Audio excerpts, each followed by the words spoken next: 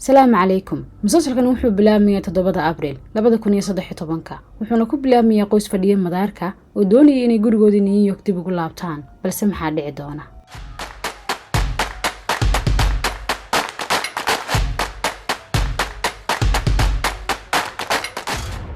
waxay mikrofoonka madaarka ka maqlayaan cadaadis jira awgood in rakaabka qaar ku qasbanaanayaan inay sugaan duulimaadka kan xiga ee Air to Aid ee kan ka dambeeya.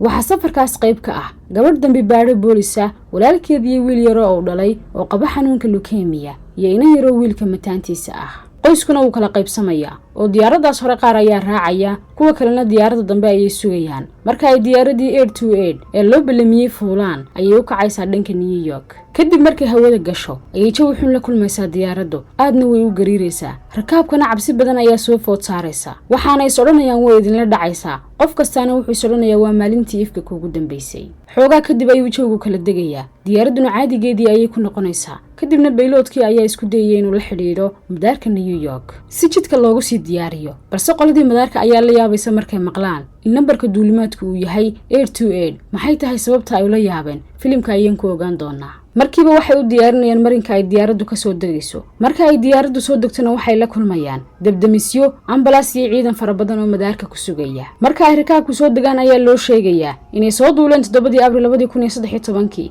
imikana ay taariikhdu tahay 4 November 2018. muddadaas 5 sano ahna meel jaaniyo cidhib dhigeen la waayay. dhammaan rakaabka waxa loo diiwaan geliyay inay dhinteen. rakaabka soo naxay ee diyaaraddu la soo gariirtay marka inta loo sheego way la yaabayaan. wadad imika soo duulay 5 saacadood oo kaliya hawada ku soo jiray. markii ay soo degeenna loo sheegay inay 5 sano soo socdeen. way rumaysan waayaan waxa dhacaya balse si kasta waa loogu sheegayaa. waxaana bilaabmay dambi baadhis qof loo wareysanayo sida ay wax u dhaceen. shay baadhana waa lagu samaynayaa. kadibna waxa la ogaanayaa inaanay cimrigoodii xataa hal maalin ku darsamin. wareysigaas gaargaarka ahna waxooga way ku waayaysaa FBI-du. rakaabkaasina waxa dhacayaba way garan waayayaan. 36 saacadood oo dambi baadhis kadib waxa rakaabkaas loo soo daynayaa eheladoodii. warkiina uu wada baahaya eheladoodii oo ku farxay dadkaas ay moodayeen inay dhinteenna way u imanayaan. waxa dhacaya cidna way rumaysan waayaysaa. wiilkii iyo gabadhii mataanaha ahaa. gabadha oo safarkii cirka ee caadiga u yimi la socotay waxay noqonaysaa gashaanti halka mataankeedii diyaaradda dambe saarnaa uu weli sidiisii wiil yar u yahay. 5 sano ayay kala weynaanayaan balse farxadda ishelitaankoodu ma sii waarayso kadib markay isu sheegaan in hooyadood 2 sano ka hor dhimatay.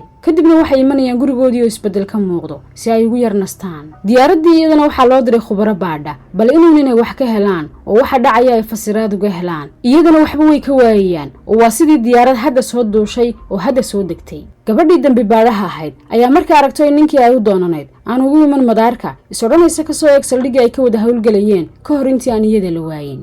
askari kale ayay ka ogaanaysaa inuu dambi baadhis ku wado kiis gabadh yar oo beerta gurigooda laga afduubtay. waxaanay ka ogaanaysaa markay u timaado in saaxiibadeedii ugu dhoweyd sanad ka hor uu guursaday balse iyada dhankeeda waxay ka ahayd inuu khiyaamay oo kale oo maalmo ay ka maqnayd. wiilkii xanuunsanayeyna aabihii ayaa dhakhtarka geynaya oo shay baadhaya. waxaana loo sheegayaa in 5 sano ay qarsoonaayeen ay wax badan tartay oo wiilkoodii xanuunka ka yara raysan doono 6 bilood in ka badanna uu noolaan doono. kadibna ehelkiisii aad ayay ugu farxayaan warkaa dhakhtarku sheegay. gabadhii dambi baadhaha ahayd ee gacliyaheeda iswaayeen way iska laabanaysaa iyadoo baska saaran ayay maqlaysaa cod gudaheeda ka yeedhaya oo keligeed ay maqlayso. waa cod ku leh u sheeg darawalku inuu qunyar gaadhiga wado. way ismoodsiinaysaa haddana wuu ugu celinayaa mar kale si cod sare ah ilaa ay qayliso oo uu darawalku gaadhiga joojiyo. kadibna waxaa la arkayaa wiil yar oo kubad eryanaya oo haddii aanu darawalku baska joojin lahayn wuu jeeri lahaa. kadibna wuxuu ina geynayaa filimku gabadh baadhitaano caafimaad samayn jirtay oo diyaaraddaas qarsooneed saarnayd oo bahdeedii caafimaadku ay xaflad kadisa u samaynayaan maadaama baadhitaanadeedii la dhaqangeliyey oo dadkii kasarka qabay ay daaweeyeen. gabadhii codka maqlaysay ayaa haddana iyadoo subax jimicsanaysa oo meel ordaysa maqlaysa cod kale oo la hadlaya muxuu leeyahay markan. waa laba iyagoo shaba ku xidhan. waxay maqlaysaa cod ku leh naga sii daa meesha. marka ay ka yara fogaato way iska dhaafaysaa. haddana markay gurigii ku laabato ayay codadkii bartii kasii soconayaan oo waxayaa ku odhanaya naga sii daa meeshan. kadibna way ku soo laabanaysaa meeshii eyda waxaana ay kula kulmaysaa walaalkeed oo isna meesha yimi. markaas ayay ogaanaysaa in labadooduba ay hal cod wada maqlayaan. eediina way sii daynayaan waxaanay isku afgaranayaan inaanay codkaas ay maqlayaan cidna u sheegin si aan loo dabagelin oo aan shaybaadhis iyo tijaabooyin loogu samaynin. maalintii xigtay ayay boolisku imanayaan waxaanay kamaradaha ka arkayaan inay iyagu sii daayeen waanay u soo celinayaan qofkii lahaa eedaas. marka ay u timaado ninkii eeyda lahaa ee istidhaahda raaligeli ayay haddana isla codkii maqlaysaa. kadibna albaabku ag yaalla oo qufulna ayay qufulka ka jabinaysaa oo ay ka soo daynaysaa laba hablood oo ku xidhnaa oo lasoo afduubtay. codka lahaana xoreena ka eeyda muu ahayn ee ka hablaha ayuu ahaa. kadibna ninkii eeyda lahaa oo afduubtaha ahaa ayaa la qabanayaa. marka ay boolisku arkaan in qadiyadda hablahaas dembi baadhis wanaagsan ay ku samaysay oo ay ku xoraysay ayaa shaqadeedii dembi baadhisnimo dib loogu soo celinayaa. kadibna waxaa si kadisa u dhacaya waxaan la filayn oo dadkii diyaaradda la waayo saarna ayaa si kadisa madaxu u wada xanuunaya dhammaantood hal mar. markaas ayaa iyagoo aan sugayn dhammaantood ay imanayaan madaarka. marka ay soo wada gaadhaan ayay fahmayaan inay isku wax dareemeen rabitaan ah inay madaarka yimaadaanna ay wada dareemeen. kadibna diyaaradii hor taagan ayaa si kadisa u qarxaysa. FBI-dina way imanaysaa waxaanay dembi baadhis iyo waraysi ku samaynaysaa dadkii goobta yimi ee goobjoogga ahaa. waxaana ay wada siinayaan hal jawaab oo ah in madaxu xanuunay oo ay dareemeen inay doonayaan inay tagaan madaarka. kadibna ay diyaaraddii qaraxday. 10 saacadood oo dembi baadhisa kadib waa la sii daayay dadkii, balse dusha ayaa dhaqdhaqaaqooda lagala socday si loo oga bal inay wax qarinayaan iyo in kale. kadibna aabihii wiilka yar ee xanuunsanayay ayaa maqlaya cod kale oo madaxiisa ka yeedhaya laakiin markan aanay walaashiin la maqlaynin. kadibna maalintiisa ayuu si caadiya isaga wadanayaa waxaana uu aadayaa halka wiilkiisa lagu dabiibayo. waxay isku baranayaan gabadhii dhakhtaradda ahayd ee dawada kansarka samaysay oo wiilkiisa daweynaysa. kadibna suuqa ayuu u soo baxayaa isagoo jidka maraya ayuu codkii maqlayaa ilaa uu soo raaco codka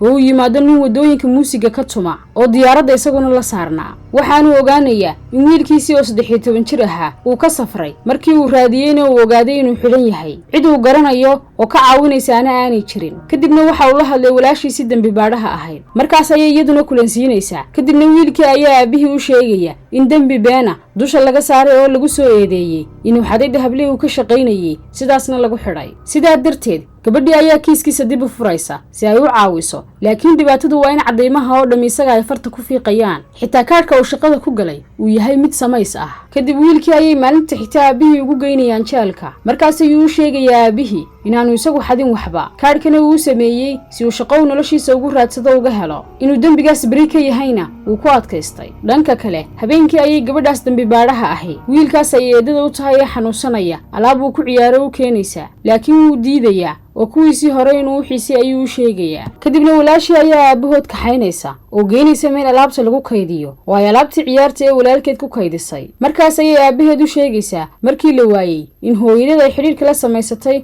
oo ay ka tagtay. iyagoo xaaladaas ku dhex jira ayuu maqlayaa jabaqda moobil soo dhacaya. kadibna bakhaarada kaydka ayuu dhex marayaa. xoogaa kadib ayuu la kulmayaa wax yaab leh. waxa ugu tegayaa nin dul taagan dahab iyo mujawharaad aad u badan oo ah kii lagu eedeeyey wiilkii uu musigistuhu dhalay inuu xaday. ninka dul taagan ee xadayna waaba wiilkii uu dhalay odayga meherada lihi. dembigana ninkaas yar ayuu dusha ka saaray. kadibna wuu qabanayaa oo booliska ayuu u dhiibayaa. wiilkiina xorriyadiisii ayaa loo soo celinayaa oo waa la soo daynayaa. gabadhii dembi baadhaha ahayd ayaa furaysa barteeda Facebooka waxaana arkaysaa saaxiibadeeda soo dhigaysa boostiyo ay ku muujinayso sida ay saaxiibtinimadooda ugu weyneed iyada. kadibna waxay go'aansanaysaa inay aado saaxiibadeed waanay u tegaysaa waxaanay u sheegaysaa wax kasta oo dhacayba inay ka cafiday. dhanka kale aabbaha wiilka yar dhalay isaguna dhankiisa ayuu la kulmayaa waxaanu u sheegayaa inay wax saxa samaysay si ay xanuunka iyo dhibta waayitaanka isu dhaafiso isaguna aanu ka xumayn ee uu dareemi karayo. kadibna waxaynu arkaynaa gabadh la yidhaahda Kelly oo ka mid ahayd rakaabkii diyaaradda la waayey ee Air 28 markastana iyadoo afka rakaabkaas ku hadlaysa saxaafadda la taagan